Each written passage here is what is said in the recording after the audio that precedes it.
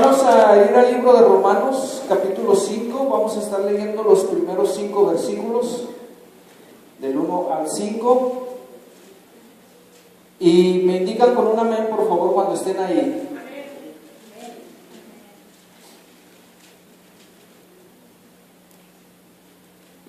Si usted no tiene Biblia, le sugiero que se compre una Biblia. Dice el pastor Armando Alducín, es como ir a un juego de fútbol sin pelota, ¿verdad? Y es como ir un policía y salir a la calle a dar su servicio sin una pistola, sin los elementos necesarios, ¿verdad?, para hacer frente a la violencia. Así nosotros también, hermanos, como cristianos, o sea, no es posible que vengamos a la iglesia donde se estudia la palabra de Dios sin la escritura.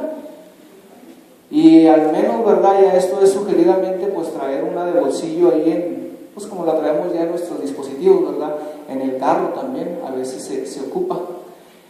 Bien, en el nombre del Padre, del Hijo y del Espíritu Santo, dice: justificados pues por la fe tenemos paz para con Dios por medio de nuestro Señor Jesucristo. Lean el 2 ustedes, por favor.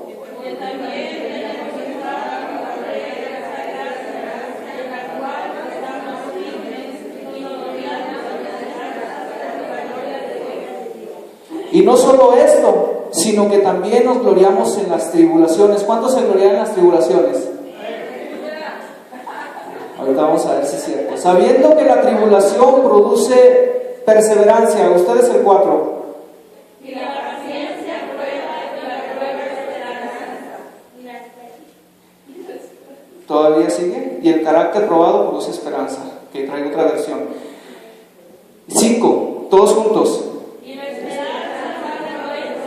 Porque el amor de Dios ha sido derramado en nuestros corazones. Padre, ya de bendición a tu palabra, en el nombre de Jesús, te ruego, Señor, que me uses. Señor, que me des fervor, de nuevo, autoridad, Señor, y diligencia, Padre. Y no salirme, Señor, del tema que tú tienes para tu iglesia, Señor. Me hago a un lado, Padre, dejando este lugar a tu Espíritu Santo y a ti, Señor. A Dios Trino, Padre, que eres quien trae el alimento para seguir adelante en nuestras vidas, a pesar de todas las circunstancias. Bendice a todos mis hermanos, en el nombre de Jesús. Amén. Ocupe su lugar, hermanos. En esta tarde, el tema que nos trae para acá, a través del viaje del libro de los Romanos, hemos llegado al capítulo 5. En uno de los temas medulares para la iglesia, póngame mucha atención y sígame, en uno de los temas medulares para la iglesia de Cristo. Como todo país y como toda nación tiene una constitución política por la cual se rige dentro de su legislación, de igual manera la iglesia en Cristo Jesús tiene una constitución. Y no sé usted, pero muchos eruditos, escritores, teólogos, dentro de las Escrituras le llaman al libro de los Romanos la constitución de la iglesia cristiana. No sé si usted lo sabía, pero ya lo sabe. El libro de los Romanos es la constitución de nuestra vocación.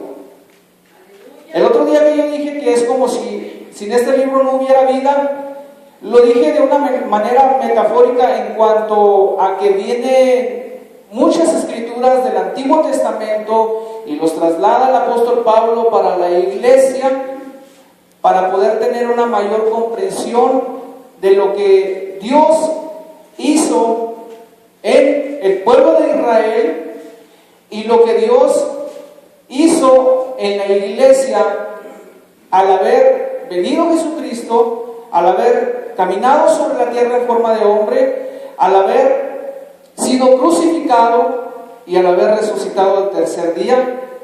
Esta carta nos da mucha información respecto de nuestra fe. Es por eso que yo le titulé la constitución de nuestra salvación, nuestra fe. Nuestra fe. ¿Por qué? Porque empezamos: justificados pues por la fe, tenemos paz para con Dios por medio de ¿quién? De nuestro Señor Jesucristo. Nosotros cuando venimos a Cristo no estábamos justificados, pero venimos a Él y hacemos una declaración de fe y Él nos pone un manto de justicia, una cobertura de justicia. Y no es que seamos justos, vuelvo a repetir, es que Él nos ha presentado justos delante del Padre. Ya vimos a través del capítulo 1, ¿verdad?, las acusaciones de Dios, a través de cómo Dios se manifestó por medio de la creación y la creación no le dio gloria a Él. Vimos en el capítulo 2 de nuestra hermana Pastor, ¿verdad?, que vio acerca de la circuncisión. Vimos, en el capítulo 3 vimos las acusaciones de Dios, ¿verdad?, donde dice Dios, no hay justo ni aún uno, donde saca todas las cosas que tiene el ser humano dentro de su corazón por naturaleza. Llegamos al capítulo 4 también, y ahí en el capítulo 4 vemos la justificación por medio de la fe en Abraham. Y así en este viaje tan placentero y tan hermoso, venimos en el 5 y vemos que tenemos paz para con Dios. Pero principalmente, hermanos, ¿qué es la fe?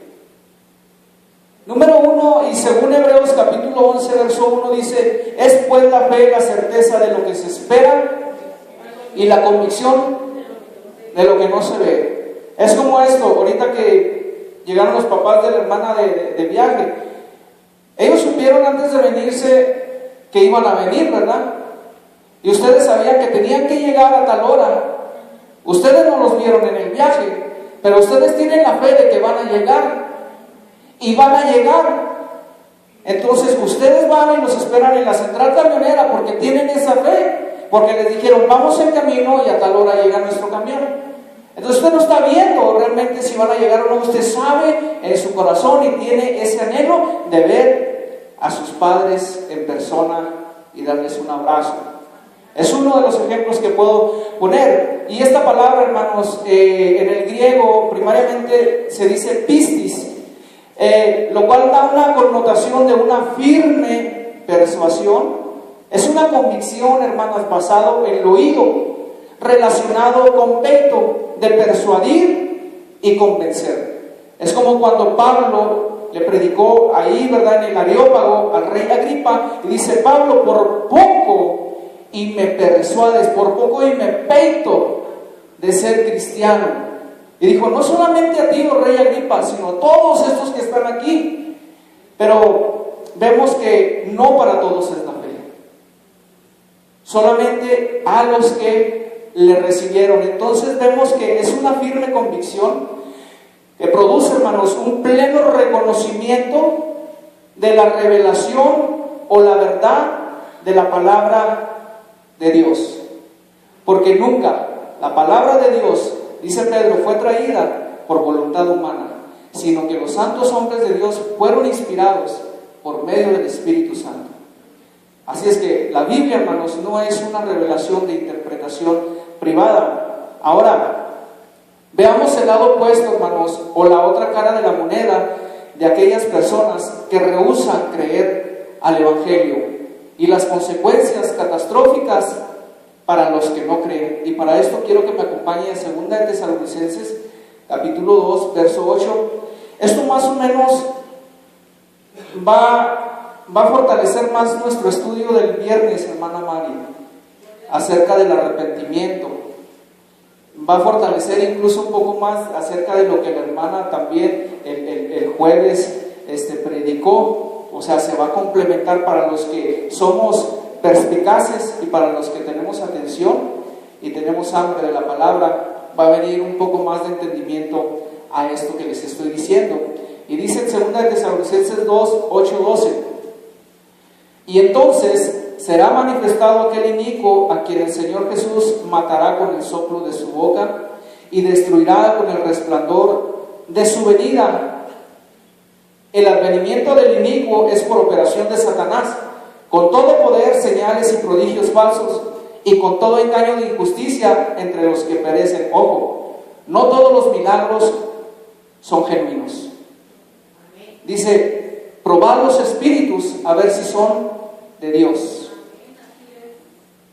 Hay personas que vienen y hacen un milagrero de primera y la escritura nunca la abrieron. La preeminencia para todo predicador del Evangelio debe de ser predicar el Evangelio. Y la preeminencia debe de ser Jesucristo. Entonces, estas señales, hermano, dice, el advenimiento del inicuo que hizo por operación de Satanás, con todo poder, señales y prodigios, por eso las campañas de sanidad tienen tanto éxito, hermanos. ¿Por qué? Porque no ponemos cuchillo a nuestra garganta y porque no cuidamos el templo del Espíritu Santo y le metemos de todo. Véngase, véngase, véngase. Y después vienen las campañas de sanidad y pues todos estamos amolados y queremos sanidad. Y es un error orar por alguien, hermanos, que no cuida su salud. No, primero ponte a hacer ejercicio y luego después lo vas a pedir a Dios que te dé fortaleza para seguir con esa dieta, que te dé la fuerza de voluntad para seguir adelante y cuides tu organismo. Oye, por Dios no puede ser tentado, no abuséis. Entonces dice el 10, y con todo engaño y injusticia entre los que perecen, por cuanto no recibieron el amor de la verdad para ser salvos. ¿Jesús qué es? Es la verdad, ¿verdad? Dijo, yo soy la verdad, yo soy el camino, la verdad y la luz, por cuanto no recibieron el amor de la verdad de Jesucristo. 11, por eso Dios les enviará una fuerza de engaño para que crean la mentira, a fin de que sean condenados todos los que no creyeron a la verdad, sino que se complacieron en la injusticia. Ahí está, hermana, lo que estábamos platicando del rey Saúl.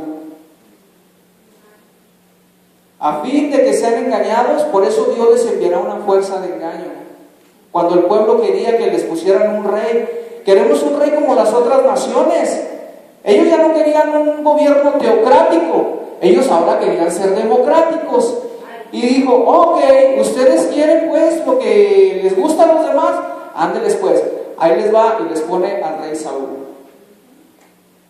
Y dijo, pero fíjate, va a agarrar a tus hijos y los va a poner en el frente de la batalla, los va a agarrar para que hagan ladrillos, para que hagan construcción y los va a subyugar de una manera injusta. No le hace. ¿Ok? Como siempre he dicho, ¿verdad? Usted la pide, usted la baila. Entonces, mejor para nosotros, hermanos, es creer la verdad. Es creer la verdad, hermanos. Y por esto, hermanos, Dios les enviará una fuerza de engaño para que crean la mentira, a fin de que sean condenados a todos los que no creían. Es bien triste esta situación, hermanos, cuando vemos las modas cristianas. El otro día estaba viendo ahí en Facebook, no sé si lo vieron, de la unción del rebote. Se suelta una señora, una hermana, y empieza ahí a brincar y que trae la unción del rebote, que es la unción de Abraham. Y la unción del rebote y está brincando, pobrecita, parece una persona que está retrasada mental. O sea, una persona que dice, que lee las escrituras y que sabe lo que Dios dice, que actúe de esa manera es algo irracional, hermanos, para nuestra mente, aún para los inconversos. Dicen, ¿cómo están locos, de veras? ¿Por qué? Porque sacan la escritura y se desvían. Por eso fue la razón, hermanos, de que la reforma en el siglo XIV y en el siglo XV viniera a la iglesia, porque habían olvidado la palabra, se habían desviado totalmente de las escrituras y solamente la tenían ahí para unos cuantos súper ilustrados. Pero gracias a Dios que levantó un hombre llamado Martín Lutero a estos padres de la iglesia y vinieron y nos volvimos a las escrituras. Pero hoy en día estamos viendo que estamos viviendo estos tiempos peligrosos otra vez. ¿Por qué? Porque están dejando las escrituras hacia un lado y no están predicando lo que el Señor quiere que prediquen y lo que el Señor quiere que su pueblo entienda. Ellos quieren, ¿verdad?, una doctrina que sea una doctrina de subjetivismo. ¿Qué es el subjetivismo? El subjetivismo es aquel que aquí no se siente la presencia, es que no danzan y no se sueltan, ¿verdad?, gritando y diciendo papá y mamá como metralletas, y no hay manifestación del Espíritu. Aquí no corren de un lado para otro, aquí no se caen y se vuelven a levantar. Entonces eso es, hermano, el subjetivismo. Yo quiero sentir algo. Y dice la Escritura que ¿por qué? Por medio de la fe, no por medio de lo que sentimos, de lo que vemos o de lo que escuchamos. Sí, de lo que escuchamos en cuanto a la revelación de la palabra de Dios. En Juan capítulo 1, verso 12 dice: mas a todos los que le recibieron les dio el poder de ser llamados hijos de Dios. ¿Cuántos han recibido a Cristo aquí? Usted tiene que estar convencido, hermanos. Nosotros todos tenemos que estar convencidos que somos hijos de Dios. Ahora voy a hacer otra pregunta y no quiero que levante la mano. ¿Cuántos dudan de su salvación? Contéstese usted. ¿Cuántos piensan que si el Señor viene usted se va a quedar? ¿Por qué? Porque no hay una convicción, no hay una fe verdaderamente basada en Jesús. Y por eso usted está, híjole, ya hice esto, híjole, si viene el Señor y si me quedo, hermano, usted tiene que estar convencido de su salvación. La salvación, o sea, el sacrificio de Jesús en la cruz del Calvario, muchos lo han hecho endeble, lo han hecho tan débil, que piensan que por un pecado, que por 2 pecados, que por 15 pecados pierden su salvación. Si no la podemos ganar por obras, hermanos, ¿cómo la vamos a poder mantener por obras? Es imposible, es imposible. Por eso es que dice aquí en Romanos, donde comenzamos: por medio de quien también hemos obtenido acceso por la fe a esta gracia, en el cual estamos firmes y nos gloriamos. Por eso es bien ilógico que un cristiano dude de su salvación. No tiene por qué dudar de su salvación. Y si duda de su salvación, permítame, es porque usted no le ha dado totalmente su vida a Cristo. Hay que nacer de nuevo. En este capítulo número 1, hermanos, vemos los resultados de la justificación y la forma en que se nos aplica esa justificación. Son procesos en los cuales el Señor nos hace justos delante del Padre, pero una vez entramos a esta justificación a través del sacrificio de Cristo, y después viene una regeneración que es en el trayecto de nuestro caminar en esta tierra. Viene nuestra santificación. Dice en Apocalipsis que nos ha hecho reyes y sacerdotes para nuestro Dios. Dice: y ellos han vencido por la sangre del Cordero y por la palabra de sus profetas y de sus santos apóstoles y el testimonio de ellos. Después, hermanos, está pendiente, pero ahí está ya, de tal manera que en Efesios el Señor nos mira sentados en los lugares celestiales juntamente con Cristo Jesús. Dice la Biblia que nosotros somos coherederos juntamente con Cristo. ¿Qué es coheredero? Es igual a. ¿Sí? Es igual a. O sea que Cristo está a la diestra del Padre, y donde está el Padre, vamos a estar nosotros, sus hijos. ¿Cuántos dicen amén? Se goza.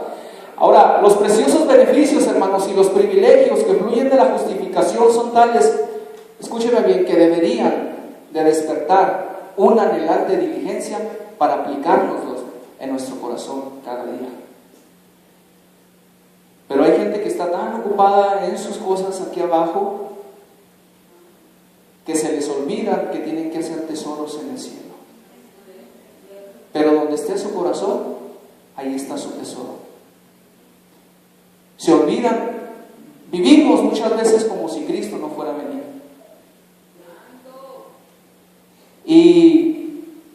Y debe de haber una anhelante diligencia constante, diaria, hermanos, en nuestros corazones, de ser partícipes de estos hermosos frutos.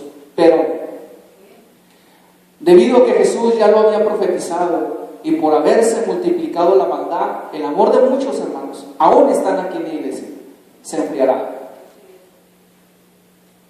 Pero basta con un corazón contrito y humillado para que esa chispa, esa llama de la pasión por Jesús vuelva a encenderse.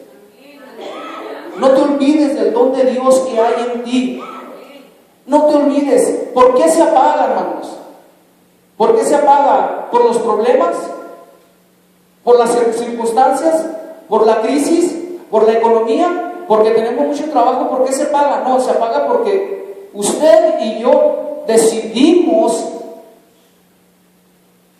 descuidar esa relación. No se trata de nadie, no más que de cada uno de nosotros. Cada uno es responsable delante de Dios, hermanos, de cómo nosotros usamos nuestros talentos que Dios nos dio. Es verdad que no todos tienen 5, pero también es verdad que nadie se va a quedar sin uno. Y tienes que ponerlos a trabajar. El Señor nunca va a llamar a los holgazanes. Nunca. El Señor no va a llamar a los que están esperando que del cielo le caigan limones para hacerse una buena limonada. El Señor va a llamar a los que están activos, que tienen un carácter diligente, que si bien es verdad, no somos perfectos, cometemos errores, tropezamos, pero no nos quedamos postrados, nos levantamos, nos sacudimos y seguimos creyendo en el Rey de Reyes y Señor de Señores, que fiel es para llevarnos hacia la meta final, hacia la meta final. Fiel es el Señor, hermano. Pero se ha minado nuestra fe. Las circunstancias externas han socavado nuestras fuerzas en el Señor. Y algo más ha llamado nuestra atención, hermanos, y hemos hecho a un lado estos preciosos beneficios y frutos que fluyen del mismo trono de Dios por su Espíritu Santo. Y Pablo le dijo a Timoteo, hermanos, también debes saber esto, que en los últimos días se presentarán tiempos difíciles, porque habrá hombres amadores de sí mismos y del dinero, serán vanagloriosos, soberbios, altivos, intemperantes, crueles, aborrecedores del bien, malcriados con los padres. Serán personas que aparentarán apariencia de piedad y que por no meterse en broncas con su familia vienen a la iglesia, pero sorpresa, se están metiendo en broncas con el mero mero. Y negarán la eficacia de la misma. Tenemos que desenmascararnos a nosotros mismos, hermanos. A nosotros mismos. Y hoy vemos, hermanos, que las denominaciones hacen sus grupos porque quieren sus propios imperios, quieren alcanzar sus propios ideales, quieren ser reconocidos, quieren ser puestos en sus tronos de oro, hacen hasta distintivos, ¿verdad?, para que sepan, ellos son los meros meros, pero no saben que los que estaban aquí, los que estuvimos aquí, somos los que, no es literal, somos los que le lavamos los pies a los hermanos, o sea que nos ponemos en servicio. Jesús dio esta analogía, esta metáfora para que nosotros, si queremos ser los mayores, tenemos que ser los menores dentro del reino. Porque los que ejercen autoridad y dominio en el reino allá afuera, ellos se enseñorean de sus súbditos. Pero nosotros no es así, hermanos. Nosotros tenemos que estar siempre velando, llorando. ¿Por qué? Porque el pueblo de Dios necesita alimento. Necesita ser bien nutrido, necesita ser bien enseñado, no necesitan una marrucha, no necesitan una pizza, no necesitan Coca-Colas, necesitan un alimento sólido que lo puedan digerir. Pablo dijo, ustedes a los corintios, ya debiendo ser maestros, tienen necesidad de que se les vuelva a dar leche. Ya tienen que ser maestros, dice el apóstol Pablo. Como dice la hermana Ceci, ya somos dinosaurios en el Evangelio y todavía no podemos digerir ciertas cosas que el Señor quiere que dijéramos. ¿Por qué? Porque no hay diligencia en la palabra de Dios. Ahora, veamos cuál sabrosos, hermanos, son los frutos del árbol de la vida. Número 1, tenemos paz para con Dios. Lo que nos pone en guerra, lo que nos ponía en guerra a nosotros con Dios, hermanos, era el pecado. Dios no nos podía ver. Todos dicen, algunos, seguramente todos de los que están aquí se han topado con gente que les dice, todos somos hijos de Dios. Nanay, dígale, no. No, Todos somos creación de Dios, pero los que le recibieron y los que creen en su nombre, y no son, no, yo sí creo, los demonios creen y tiemblan. Pero muéstrame tu fe con tus obras, sin tus obras, y yo te mostraré mi fe por mis obras. O sea que tiene que haber una conexión, tiene que haber una coherencia, hermanos, en nosotros como cristianos. Si decimos creer en una cosa, pues esa cosa, esa convicción nos tiene que mover. Ese tiene que ser la fuerza motriz de nuestro andar diario en el Señor.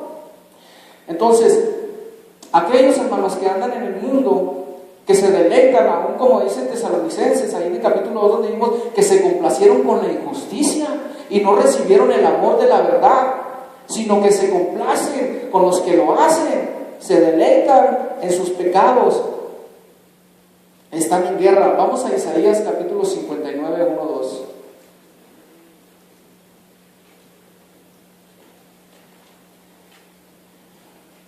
Fíjese lo que dice, he aquí que la mano del Señor no se ha acortado para salvar, ni su oído se ha ensordecido para oír. Las iniquidades de ustedes son las que hacen separación entre ustedes y su Dios.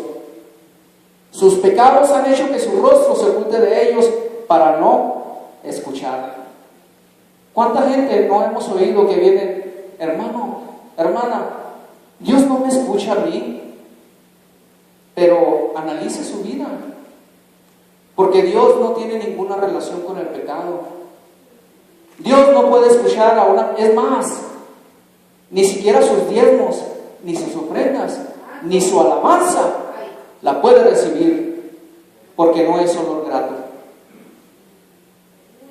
Romanos 12:1 dice, no os conforméis a este siglo, sino transformados mediante la renovación de vuestro entendimiento, para que comprendáis cuál sea la buena voluntad de Dios, agradable y perfecta. Presenten vuestros cuerpos en sacrificio vivo.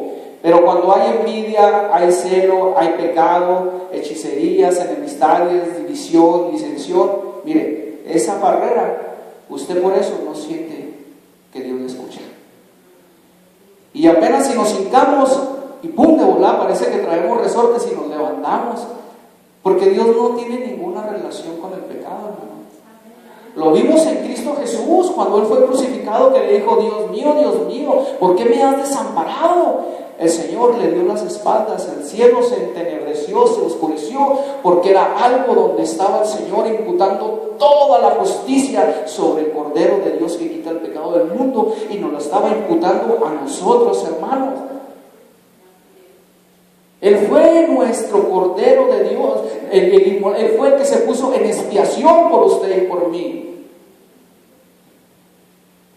Entonces, por eso siempre hay problemas, hay conflicto en el corazón. De repente andamos así y luego de repente andamos por los suelos. Es cierto que el caminar en Cristo es como un diagrama, ¿verdad? Que se ve en una pantalla.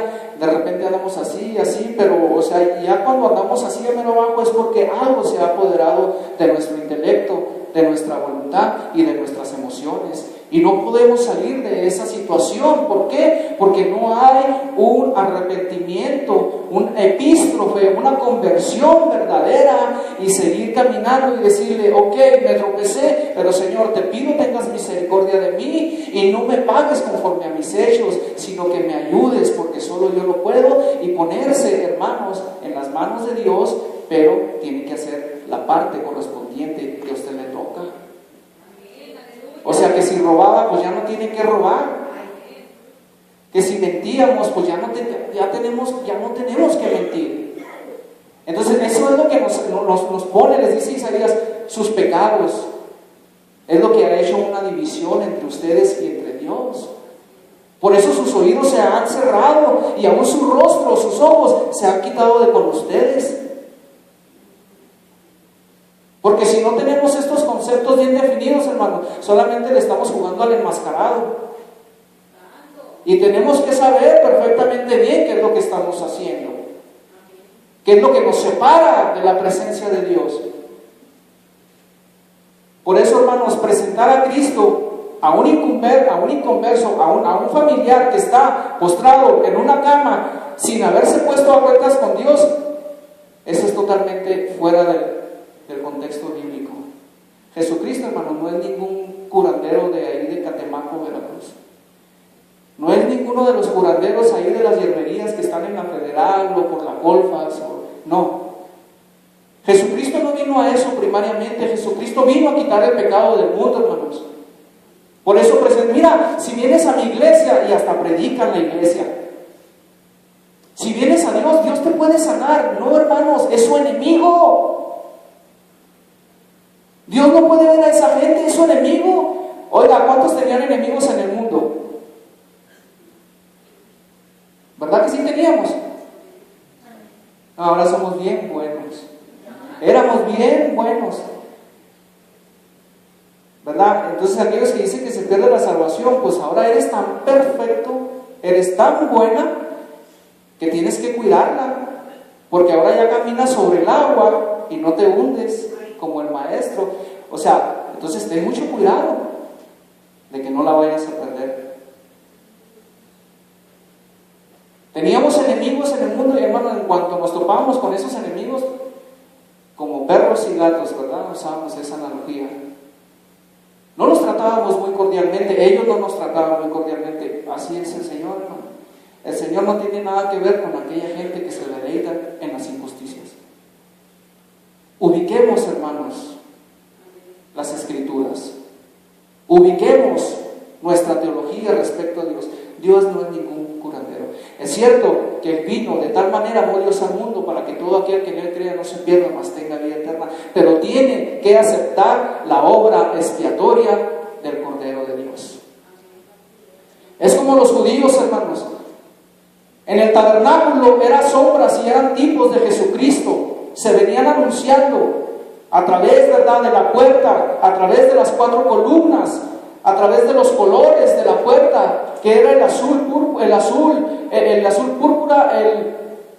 el rojo, el lino fino, y me falta un color, no sé, pero estos 4 apuntaban hacia Jesucristo. El altar del sacrificio, hermanos, apuntaba hacia Jesucristo. El lavabro donde se lavaban las manos apuntaba hacia el sacrificio. El candelabro apuntaba hacia el sacrificio. La mesa de la propiciación apuntaba hacia Jesucristo. Jesucristo les decía: yo soy la luz del mundo, y a ellos se les venía a la mente el candelabro. Yo soy el pan de vida que descendió del cielo. Se les venía la mesa de la propiciación. Yo soy el Cordero de Dios que quita el pecado del mundo. Se les venía a la mente el altar donde hacían el sacrificio de estos animales indefensos y limpios, sin defecto. Tenían que pasar por una minuciosa inspección y ver que no tuviera ningún tipo de defecto. Es por eso que Jesucristo tenía que nacer de una virgen. No tenía que ser concebida por un hombre. Entonces vienen los judíos en el tren de la ley, hermanos, y viene Jesucristo. Llegan a la parada donde está Jesucristo, pero ellos dijeron: no nos bajamos del tren de la ley y seguimos. Y el tren empezó a dar y otra vez se fueron en el tren de la ley, y por eso muchos judíos no reciben a Jesús. Porque se tenían que bajar en esa estación donde estaba Jesucristo, hermanos, y se tenían que subir al tren de la gracia por la fe. Tenían que hacer cambio de trenes. ¿Sí me están siguiendo? ¿Sí me explico? Nos tenemos que bajar de las obras y nos tenemos que montar a la gracia, pero con obras. O sea, con evidencias reales de que somos cristianos. Eso es lo que le quiero dar a entender. Así es que la justificación, hermanos, una vez que usted le hizo, ¿verdad?, la invitación a esa persona: mira, recibe a Cristo, bueno, se puso a cuentas, entonces se retira la culpabilidad del pecado, y quitado este obstáculo, sobreviene la paz por la fe, hermanos. Nos agarramos del brazo de Dios y de su fuerza salvadora y quedamos en paz para con el Padre a través de Jesús. ¿Por qué? Porque ya fue pagada nuestra injusticia en Cristo Jesús. Pero existe algo mucho más allá de nuestra comprensión, hermanos, y es algo más que el cese a la guerra, a la enemistad con Dios. Hay también una amistad sincera y amor profundo hacia nosotros. Dios, hermanos, nunca, escuche, nunca será para nosotros alguien neutral. Yo soy el chimple del Señor, no existe eso. Yo soy la consentida del Señor, no existe eso. No existe eso. No es cierto. Porque los consentidos y los chimples son malcriados, desobedientes y malagradecidos. Que pueden hacer lo que les dé su reverenda gana o su gadarena gana. O sea, lo traducimos a su endemoniada gana y decir, ay, el Señor todavía me sigue bendiciendo. El Señor cómo me chiquea. No eres hijo de Dios. ¡Auch!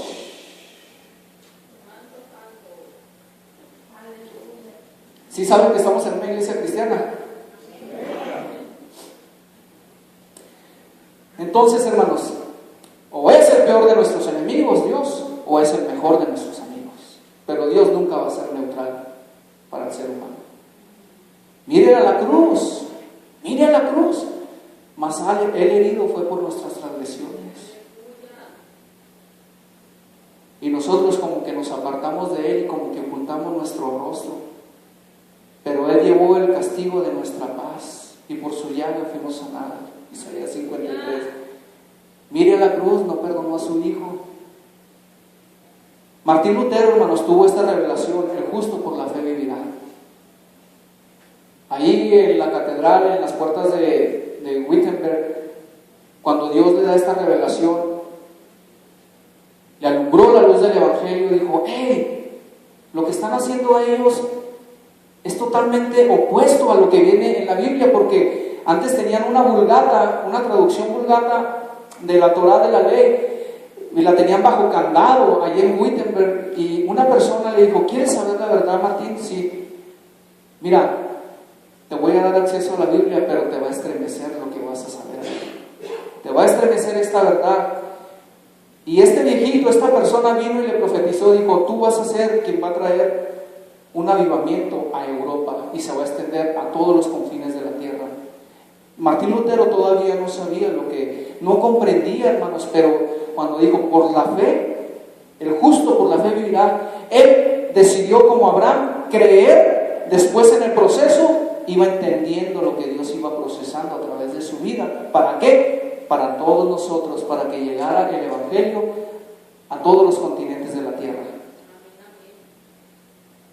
Entonces él pega sus 95 tesis ahí en las puertas de Wittenberg y les pone: no, es que usted de las indulgencias, usted de la simonía, usted de las tradiciones, usted de la limosna, ustedes dicen que pueden sacar a los muertos, están como los testigos de Jehová, del purgatorio, ustedes dicen esto, y hacen todo lo contrario, ustedes están mal a la luz de la palabra de Dios. Y lo tacharon de hereje, y viene una contrarreforma en el siglo XV.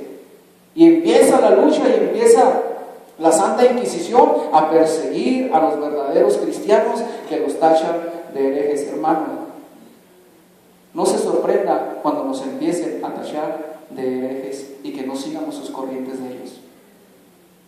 Pero ¿cómo nos vamos a portar frente a esas situaciones que vienen a nuestra vida? Dice en Eclesiastés capítulo 7: no hay justo sobre la tierra que haga el bien y que no esté siempre en pecado. Algunos lo podemos explicar de esta manera, diciendo que sin duda el justo peca, pero no cuando ejecuta el bien. ¿Cómo vamos a pecar cuando estamos haciendo lo que dice Dios que hagamos? Es algo como esto, que de una misma fuente salga agua dulce y agua amarga. No podemos, hermanos, nosotros. Que de nuestros labios salga alabanza para Dios y maldición para nuestro prójimo. ¿Aló? Entonces, ¿el Espíritu Santo se complace en la charlatanería y en los pecados? No, de ninguna manera. Este significado se podría haber expresado de la siguiente forma: no hay justo sobre la tierra que no peque. Pero entonces, ¿por qué añade ahí en Eclesiastés 7 que haga el bien? Como si hubiera otro justo, escuchen bien, como si hubiera otro justo que hiciera el mal. No, hermanos, en efecto, solamente los justos somos los que obramos el bien delante de Dios. Solamente los justos. Pero cuando la Biblia habla de los pecados al margen de las buenas obras, fíjese lo que dice: 7 veces cae el justo y 7 veces Dios lo vuelve a levantar. No dice 7 veces el justo cae cuando realiza el bien. No se puede, hermanos, no se puede. No, es cuando cometemos errores y de alguna manera ensuciamos nuestros agapes, nuestras vestiduras. Por eso dijo Juan: hijitos, estas cosas los escribo, por si alguno hubiera pecado, abogado tenemos para con el Padre, a Jesucristo el justo. Es como esto, hermanos. Cuando usted está talando un árbol con un hacha que está totalmente abollada, imperfecta, los cortes que va a hacer en ese árbol van a ser imperfectos, van a ser malos, van a ser defectuosos, van a ser deformes. Oh, gran sorpresa, es lo mismo que Dios hace con usted y conmigo. Aunque somos imperfectos, Dios obra en estos vasos de barro, hermanos, que es materia imperfecta y débil, para que la excelencia del poder no sea de nosotros, sino sea de Dios. Pero existen otro tipo de cristianos a los cuales Santiago habló fuerte, Señor, muy fuerte. Santiago 4:4, no vaya para allá si no quiere. Les dice, les dejó caer el mar. Les dijo: oh gente adúltera. Estaban en la congregación así como nosotros, y les dice: gente adúltera, ¿no saben que la amistad con el mundo es enemistad contra Dios?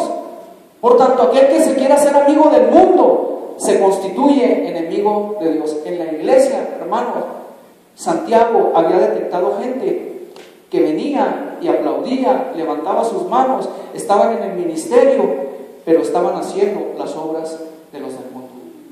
Se estaban dejando llevar con la corriente del mundo, y venían y jugaban un doble papel. Pensaban que en la iglesia nada más estaba la presencia de Dios, pero al salir de la iglesia decían y pensaban que dejaban a Dios ahí. Pero se les olvidó que dice la Escritura que ahora somos templo del Espíritu Santo. Por eso les dice: gente adúltera, se están prostituyendo con las cosas del mundo.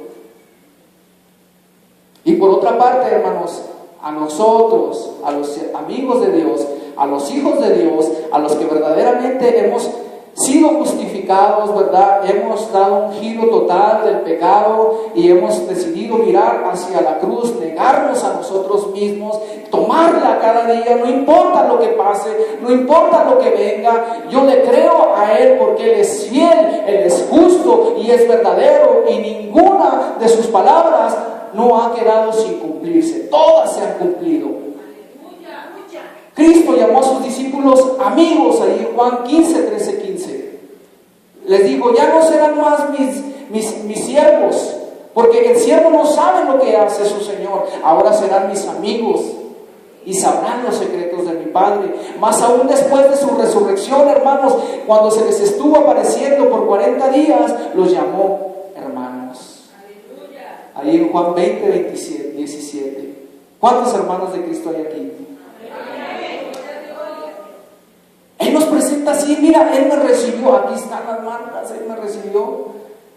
Y viene el acusador: pero es que esto, pero te arrepentiste y diste una vuelta, te duele en el corazón, te duele, te da coraje por lo que hiciste. Si te duele, si te da coraje, si no encuentras el piso y luego brincas, hijo del Señor, perdóname. Si estás así de esa manera, te felicito porque hay convicción y no está cauterizada tu mente. Por eso, hermanos, ¿qué más podemos necesitar para sentirnos dichosos? Para sonreír y dar gracias a Dios, dar la gloria a Él, decirle: gracias, Señor, porque me permites levantarme un día más. Gracias porque voy a la iglesia a alabarte, a glorificarte, porque voy a escuchar tu palabra. Me voy a presentar en un sacrificio vivo y acepto, agradable para ti, porque quiero conocer cuál es tu voluntad. Agradable y perfecta, Señor. Gracias, Señor, porque tengo mis dos brazos, porque tengo mis dos pies, porque mi vista aún todavía no me falla, tengo 20/20, porque alcanzo a escuchar bien. Cuando hay gente, hermanos, que darían todo lo que fuera por tomar uno de estos asientos que se encuentra allá en el hospital, desahuciados de la vida. Pero nos comportamos a veces como esos hijos malcriados que no valoran lo que les da sus padres, que no valoran que se levanten a las 5 de la mañana y a veces tengan que llegar hasta las 6 de la tarde, con humillaciones, con discriminación, con su cintura partida a la mitad, con dolor de cabeza. Ellos nada más quieren, dame, dame, dame, dame. Y así estamos muchas veces nomás, Señor, y dame, y Señor, y dame, y Señor, y dame. No, ya esté en silencio y están quietos.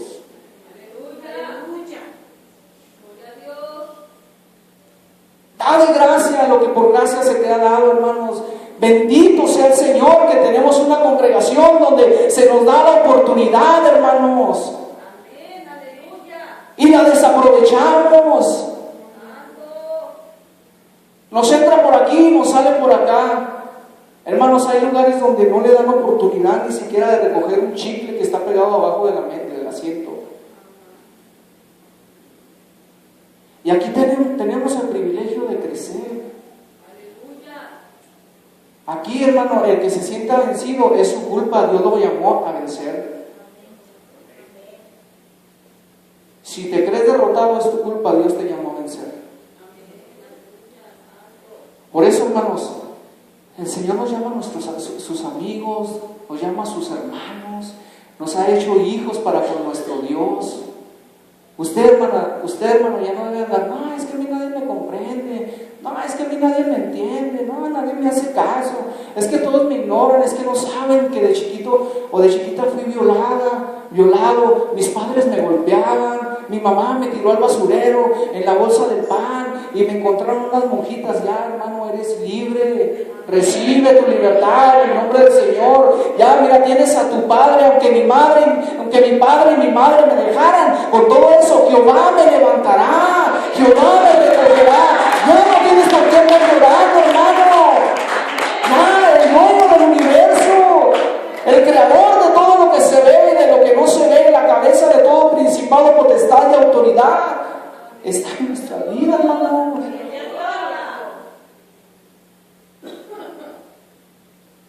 La paz que tenemos con Dios procede del griego ek, que viene siendo la fe que tenemos en Él. No es una fe, hermanos, en la cual usted se sienta en una silla que está totalmente tembeleque y está toda desatornillada y usted tiene miedo que se va a caer. No, es una fe que está fundamentada en Dios, que está firme. Por eso las columnas, hermanos, en el tabernáculo eran 4 columnas que anunciaban a los 4 evangelios, Mateo, Marcos, Lucas y Juan. Los evangelios sinópticos eran de plata, eran de oro, con cordones de plata. Firmeza, solidez, brillo y autenticidad. En Hebreos 4:16 dice: acerquémonos pues confiadamente al trono de la gracia de Dios. ¿Para qué? Para alcanzar misericordia y oportuno socorro. Con confianza, porque es necesario que el que se acerque a Dios crea que le hay y que es galardonador de los que lo buscan. Usted, cada vez que se arrodilla, usted tiene que estar convencido que ahí está Dios, porque sin fe es imposible. Si no tiene fe, usted no va a poder agradar a Dios. Así es tan simple y es tan sencillo el evangelio a veces, pero nosotros lo hacemos tan complicado. Por ejemplo, usted tiene su casa, usted tiene su carro, tiene las llaves de su casa. Cuando llega y está frente a la puerta, no dice: ¿podré entrar a mi casa? ¿Podré usar mi carro? No, esos son tuyos, esos te pertenecen. Así es, hermano, legalmente este es un acto judicial que dice: justificados pues por la fe. ¿Por qué? Porque teníamos un acta de decretos que nos era contraria, pero dice ahí en Colosenses: y despojando a los principados y a las potestades, los exhibió públicamente, triunfando sobre ellos en la cruz del Calvario. Ahora podemos venir y saber: Padre, yo sé que tú me escuchas, pero yo sé que tú no tienes relación con el pecado. Perdóname, lávame con tu sangre. Ojo, la sangre de Cristo es solamente para remisión de pecados, hermanos, No es para ungir la casa, no es para cubrir a los niños, no es para ungir el carro, no es para ungir las llantas nuevas que le compramos a los... No, la sangre de Cristo es para lavar pecados. ¡Aleluya! Para nada más, para que no ande haciendo brujerías. La sangre de Cristo es para perdón de pecados. Amén, aleluya. Y yo quiero, mis amados de Dios, mis hermanos, yo quiero que entiendamos esto todos juntos. No nacimos en este estado ni podíamos entrar por nosotros mismos en esta bendita atmósfera de la gracia de Dios. Solo fue por la obra de Cristo. Por la obra de Cristo, hermanos, se nos ha otorgado este acceso, esta libertad, este derecho de entrar al lugar santísimo. Por fe se nos concede este privilegio y aquí, hermanos, estamos firmemente puestos, seguramente instalados, no solamente salvaguardando nuestra posición donde Dios quiere que demos fruto, sino que como peregrinos y como extranjeros vamos caminando seguramente hacia la patria celestial. Vamos paso a paso, poco a poco, con pasos pequeños como el elefante, pero bien firmes y bien seguros, sin correr. No corra porque se cae y después come tierra. Tranquilos. Por eso, alguien, si quisiera participar del ministerio y servir al Señor, hermano, primero, preocúpate por ser discipulado. Primero tienes que ser discipulado. Tienes que ser enseñado.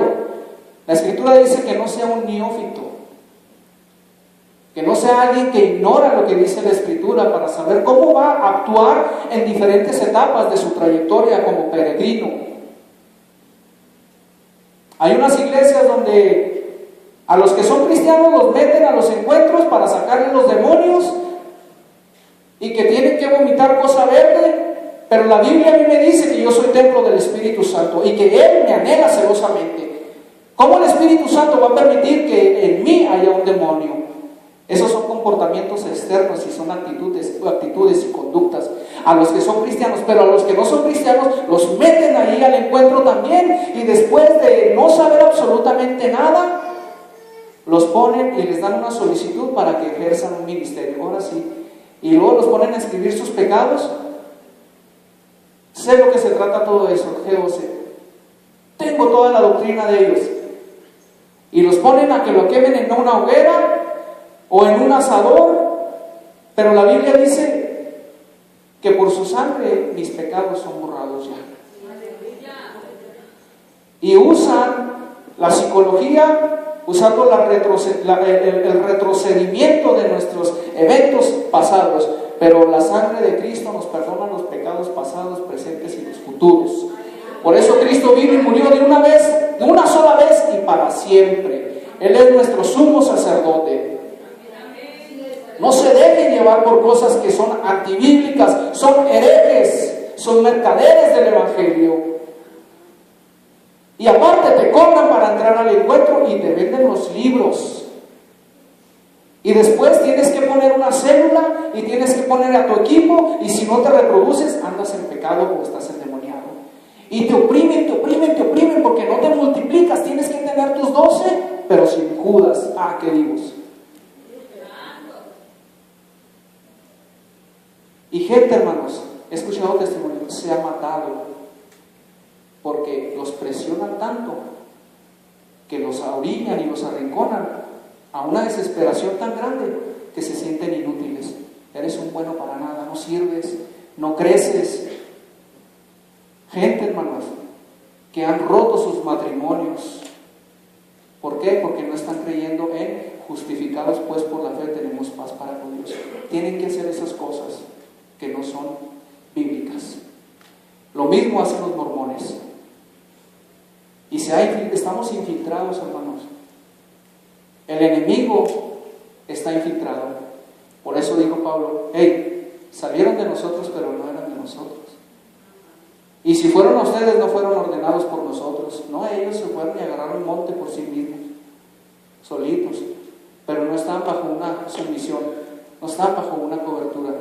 No le quieren rendir cuentas a nadie. Y hacen, hermanos, de sus pensamientos, ideologías humanas, hacen doctrinas. Es bien peligroso, hermanos, cuando la iglesia, por eso se llaman sectas, porque se enfocan solamente en un sector, sectarizan las cosas. O sea, no hay una balanza y se van a un extremo y se van al otro. No hay una alineación perfecta. Entonces, hermanos, dice ahí en Colosenses 2, 6, 10. Vamos a Colosenses y estamos terminando. Capítulo 2, 6 al 10. Escuchen, esta palabra es poderosa. Por tanto, de la manera que han recibido a Cristo Jesús el Señor, así anden en Él, firmemente arraigados y sobreedificados en Él. O sea, arraigados, ya estamos plantados en el Señor, pero ahora dice la palabra sobreedificados, a lo cual da una connotación de reconstruir, de estar como un ingeniero, como un arquitecto, como un constructor, de estar siempre construyendo día tras día y estar creciendo, creciendo y creciendo en el Señor. Dice, y confirmados por la fe, así como han sido enseñados, abundando ¿en qué? En acciones de gracias. Miren, les pone, hey, pónganse al tiro, pónganse con cuidado, pónganse truchas, pónganse vivos.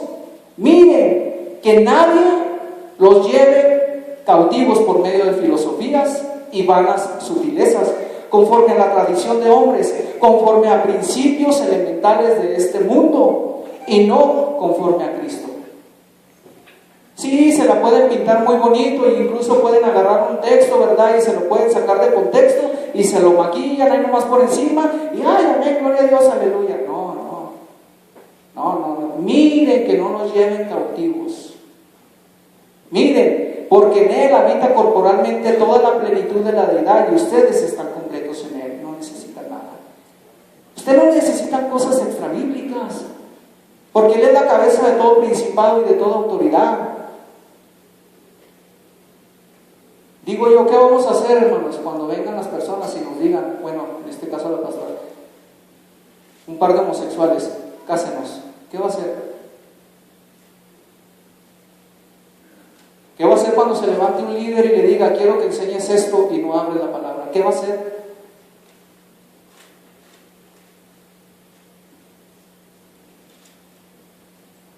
¿Qué vamos a hacer?